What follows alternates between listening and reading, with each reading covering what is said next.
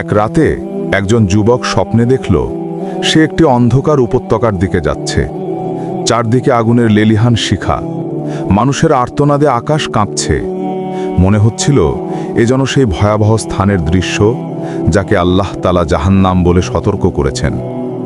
যুবকটি সামনে এগিয়ে দেখল মানুষেরা জ্বলন্ত লাভার মধ্যে ডুবে চিৎকার করছে। কেউ সাহায্য চাইছে, কেউ ক্ষমা চাইছে, আবার কেউ অনুশোচনায় কাঁদছে। তাদের চেহারায় শুধু আতঙ্ক। হঠাৎ এক ফেরেশতা সামনে এসে বলল, হে মানুষ, তুমি জানো তারা কারা?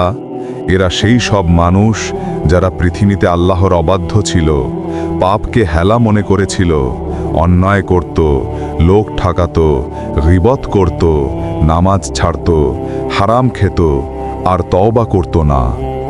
যুবক কাঁপতে কাঁপতে জিজ্ঞাসা করল, আমি কি তাদের মতো হব? ফেরেশতা বলল, যে ব্যক্তি আল্লাহর ভয় রাখে, পাপ থেকে বাঁচে এবং ক্ষমা চায়, আল্লাহ তাকে কখনো হতাশ করেন না। কিন্তু যে সতর্কবার্তা শুনেও বদলায় না, সে নিজের পথ নিজেই বেছে নেয়। ঠিক তখনই এক ভয়ঙ্কর আগুনের স্রোত তার দিকে ছুটে এলো।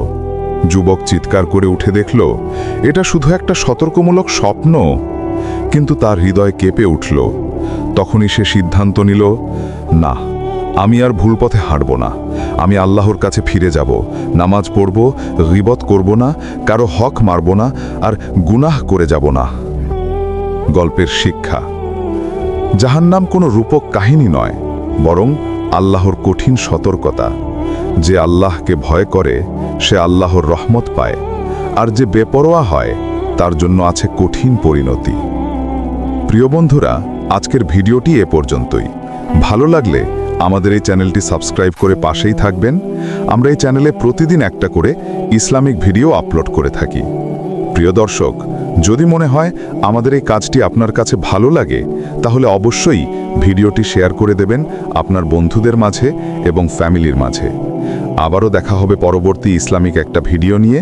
এতক্ষণ ভালো থাকুন, সুস্থ থাকুন, আল্লাহকে স্মরণ করুন, 5 ওয়াক্ত নামাজ পড়ুন।